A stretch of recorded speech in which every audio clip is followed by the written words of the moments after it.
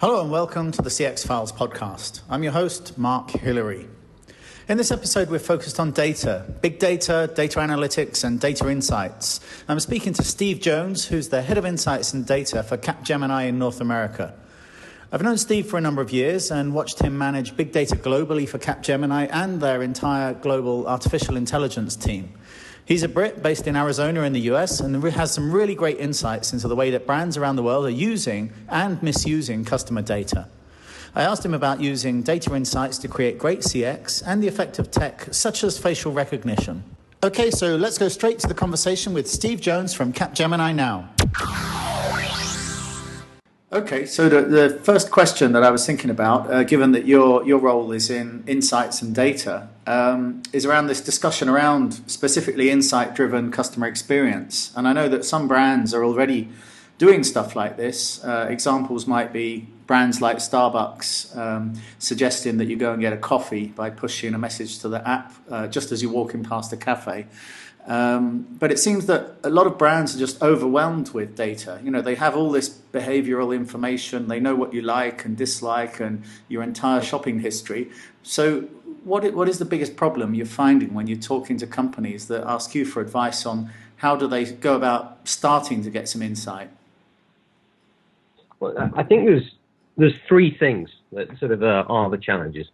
The first one is the data has the potential to exist, but doesn't exist. So they may store the transactions, but do they really store them against an individual, or do they just store them against just a record? So, you know, we all know about loyalty programs where you probably registered multiple loyalty programs. I was speaking to one retailer where, you know, they know that they have more customers, they have less customers than in their customer loyalty piece, because their customer loyalty piece has more people than are in the United States, because people have registered multiple times and forgotten about the old account and all of those things. So it isn't sort of as simple as just saying you've got the information. The question is, have you got the information that's actually relevant and links back? And that comes in part to governance. The second one is the data on the data being available? The second piece is, well, even if it's been available, it's been stored, have you got the infrastructure in place to execute on it? If it's a transaction and it still lives within your point of sale system, right? And I've got all my transactions, I've got all the information, I have got it against an individual, it's all great, I've cleaned my loyalty file, but it's within a transactional system. Do I have it within an analytical platform? Have I got the ability to execute on it? And within that platform, so the second piece of critical is the execute. Can I execute at the point, the example you gave from Starbucks, as somebody walks past the shop? Can I actually respond when I get the trigger? It's no good having a report that says 16 people walked past your shop yesterday and you could have told them to get a coffee. Shall we send them a note saying, how about a coffee today? Right? That's not what you've got to do. The real thing when you talk about being insight driven is at the moment in time that you're interacting with the customer, can you respond? And that's the second part of the challenge within the technical side is can you get the data into a place where it's able to perform analytics? And can you, within that, then drive out to be able to deliver it into the point of action? You know, insight-driven customer experience is only important if you've actually got insight at the point of action, at the point of interaction with the customer. And the third one, I think, is a challenge is getting people to, and the Starbucks example is sort of interesting, but it's sort of that one-off trigger. You know, it's the next best action trigger, right? It might be a Twitter-based piece. Indeed, you know, probably 6 years ago, we worked with IBM on doing this sort of linking up a campaign management, linking it up to MDM, linking it up to social media feeds, so I could respond to somebody based on location, et cetera, et cetera. That trigger of a single action is you know, it's good, but to be honest, it's pretty much, you know, it's an old news. The real thing I think a challenge is as people look at how do you maintain a conversation and an interaction.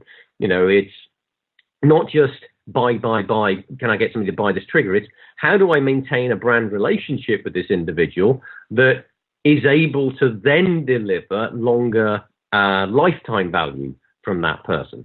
So I think the third part of the challenge is stopping thinking just about if A happens, then B, and thinking about the fact that, right, I'm trying to attract a community of people like this. How do I interact with that community? What works within them to create a more positive sort of experience and brand identity? And yes, sure, I want to sell them something, but I'm not, the only thing I'm thinking about isn't just selling. So I think, you know, if you look at those three pieces of being able to identify the actual individuals, the natural people, having a platform that can both capture the information and deliver it back into the decision, and then thinking about it not just as being an A-B style rules-based interaction, but actually, how do I maximize the lifetime value by having longer, more deep, involved conversations effectively, rather than just A happens and then B. So those three things, I think, are the big challenges that we see of organizations that try and make the step. Mm-hmm. Okay, and then, I mean, are there any really good examples of brands that, I mean, either brands that you've worked with or others out there in the market that are doing this really well? And what are they doing that helps them to sort of be ahead of most organizations today? Well, I certainly think there are definitely companies that are doing it. I think the interesting piece is that I'd say from a Capgemini perspective is the ones where we're doing some really interesting stuff and they're definitely doing that. You probably know because you've noticed that their marketing and their advertising campaigns work slightly differently. Unfortunately, because we're using a lot of those things, they're obviously sort of commercially sensitive and confidential. But, you know, to me, it's really looking about the brands who see, you know, have gone beyond just omni-channel, where they try and have a consistency between channels, to the stage at which you can actually see things moving between channels. You can see a social media push, but how that links back to the advertising campaign, not just in it being a repetition of it, but actually even a precursor or an amplification of that campaign. I think in terms of segmentation, when you start seeing, you know, some organizations have moved away from using analytics to like look at how do you sell to cities differently to countries, how do you sell to different communities within it, how do you use affinity-based marketing? You know, I think, you know, one company that you can look at from a market perspective that everybody knows about, you know, is Amazon. If you go on the Amazon.com stuff, is how they, we all know the recommendation and people who bought these things. Well, I think if you look at a lot of brands in the B2B2C space, i.e. some of the CPG organizations, they're really looking at that challenge from a very different perspective of how do they build direct consumer involvement and drive and drive their brands at the consumer level when they're actually indirected from that consumer. So to me, I think they would be great examples, and also a few of the high fashion brands have really looked on the fact that they sell clothing, but they're also selling an experience. I mean, I would say that looking at a few of those and from a Capgemini perspective, there's a few of those we work with is that enables them to set an agenda that's much, much broader than just, you know, buy my coat. It's about the whole brand identity, and that insight-driven piece is really about creating the experience, not simply about, you know, an advert of buy this. Okay, yeah.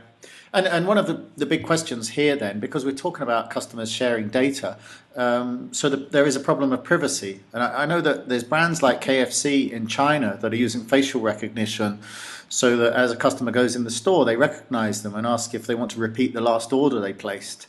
But when will customers start to find it creepy that brands are understanding everything about their behavior and know exactly what to suggest and when they should suggest it? I mean, when does this kind of insight, when is this insight useful and not scary for customers?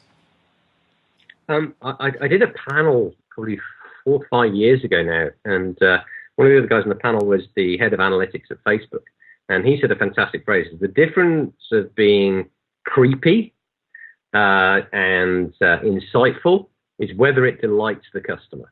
If you present something to somebody that seems like a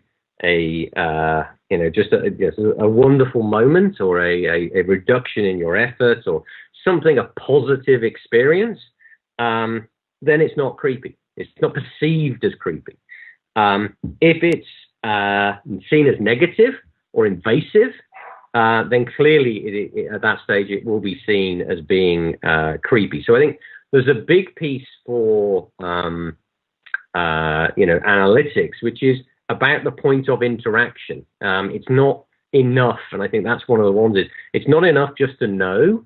It's about how you feed back what you know and the mechanism via which you feed it back. We work with one organization, and one of the sort of challenges in the hospitality space that they were looking at was, okay, how can I have it that when somebody turns up to the bar, that the barman is able to know what they like and be able to recommend a cocktail based on what they like? That, because I'm indirecting it through a person, gives you a very different experience than if they just turn up and go, here you go, this cocktail. At which point it sounds creepy and invasive because you haven't had that sort of interaction. So I think there's that. I think it's interesting when you look at places like City of San Francisco banning facial recognition, and if there's ever a city that understands the impact of these technologies, it's going to be San Francisco. But I think that's really the piece is there's a privacy element and an ethical element of it that needs to be taken into account, and that's sort of your base foundation of what you mean as a brand. Because if you don't think of that, then you're going to be creepy by default. If you think about the ethics and you think about why you're doing it, and it's about providing that better service, then that's the start and the foundation. It doesn't guarantee it, but you've then really got to look at this point of insight at the point of action is, yes, you've got the insight, but how do you deliver it within an action? And I think those sorts of pieces are where sometimes people fall down and it becomes, just sort of uber creepy, is that you don't think about the mechanism by which you deliver. And you've got to think about that as a core part of the delivery of insight. It's not just knowing, it's how you deliver that. Yeah, and those ethical challenges are interesting because if a brand knows everything about the behavior of their customer, then that can affect the service that they offer. And a typical example might be car insurance. At what point will car insurers only offer cover if they can track your vehicle? The same with health insurers. At what point will they stop offering cover unless they can access your health tracking app? Why? Who's really paying attention to these ethics? And what some people are now calling it surveillance capitalism. So who's really thinking about this? Is it just the private sector alone, or are governments looking into this?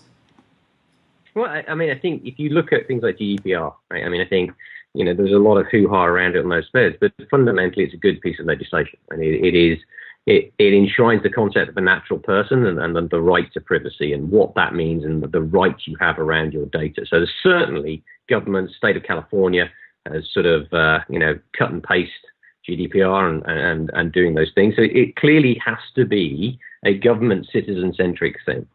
I think it's interesting when you talk about the sort of things like for insurers is to me, it's not just about the tracking. If you combine this with things like AI and you say, well, I can absolutely see a stage at which autonomous vehicles means that insurers will refuse to drive a person who has their hands on the wheel. So you're on a freeway, you drive autonomously, or your insurance rates go through the roof. So I think, yes, the tracking level pieces will absolutely come in. I think there's a separation. Health tracking is certainly a completely different level, but I think certainly on the insurance side, you can make an argument that says as long as if you're being insured based on your behaviors, that doesn't actually mean that the insurance company needs to know how you drive and where you are.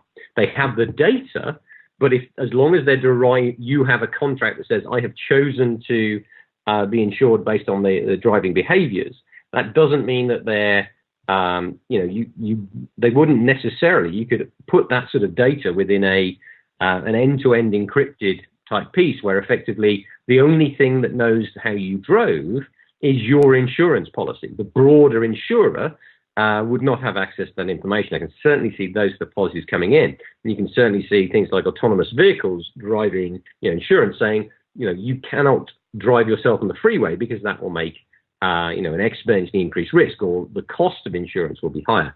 Health, I think we can safely say from a European perspective, that will be definitely a government legislated and mandated thing. It may be different in the US and in some other countries, but ethics has to be the fundamentals of how you drive AI, because it's not simply about I wrote a paper a while ago for Quartz around the ethical blindness of algorithms.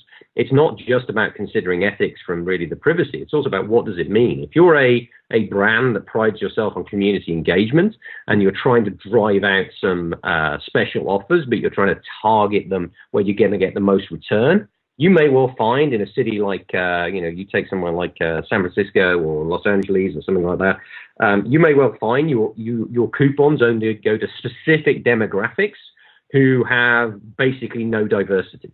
If that news was to get out, that effectively you've just sent vouchers to white people, then that's going to damage your brand because it's against the absolute stated intent of what you represent as a customer.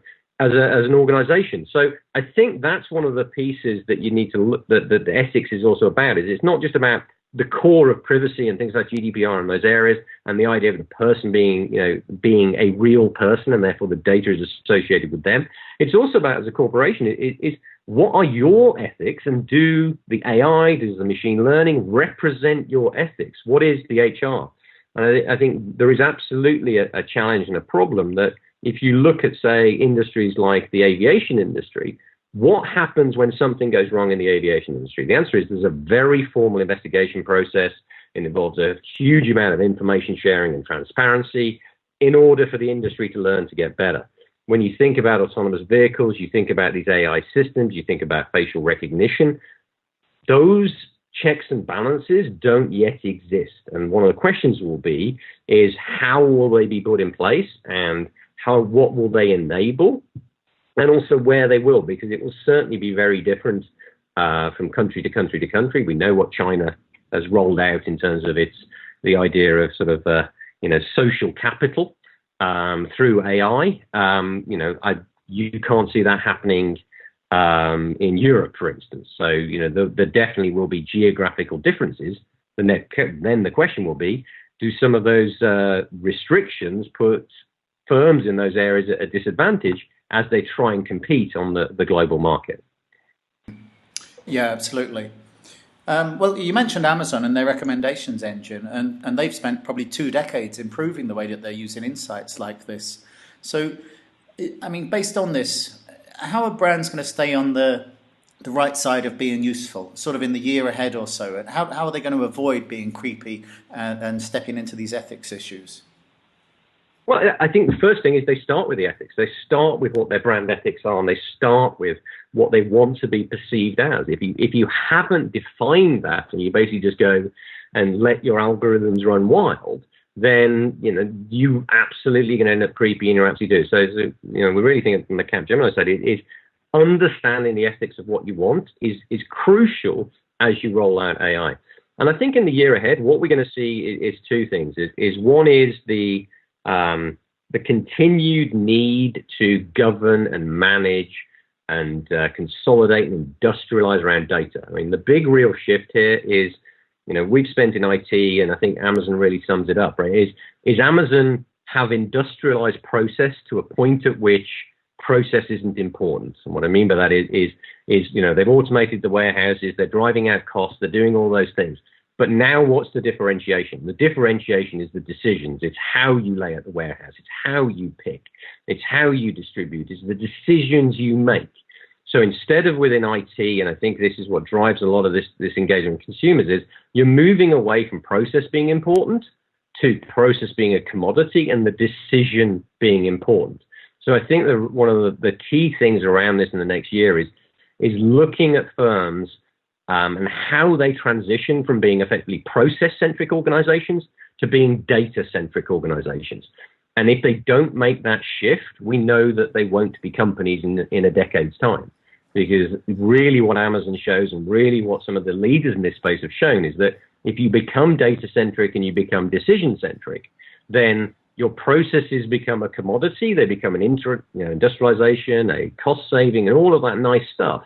But your differentiation and market advantage is based on decisions. So we really expect to see in the next year that mental shift as the business, not so much even IT, becomes more and more around becoming a data-centric organization, and how you take data from being a thing that lives in Excel spreadsheets to being a fundamental part of the lifeblood of an organization, because for most companies today, it really isn't. So, and, I think those two things, understanding what you want to achieve, the ethics, the outcomes, the brand perception, and therefore being able to deliver it, and then looking at those decision points to become data-centric. I think the final thing we're going to see is we're going to see a lot of disappointed people finding out that AI isn't magic, right? The reason why AI and these things are actually successful isn't that they're new. Is, for those of us who studied computer science in the sort of the 80s and 90s, and indeed people who study it in the 70s, most of these concepts are decades old. We've got some new algorithms, we've got a few new pieces, but the real difference is that it's industrialized. So we'll definitely be finding some organizations who have big slip-ups because they don't know the difference between correlation and causation. And we'll definitely see a lot of organizations who don't successfully adopt AI because they've either looked at it in a point way without the industrialization, the decision and data centricity, or that first piece, they haven't thought about the ethics and what they're trying to drive, and therefore their AI will deliver an outcome which, if a person had been doing it, they absolutely wouldn't want to achieve.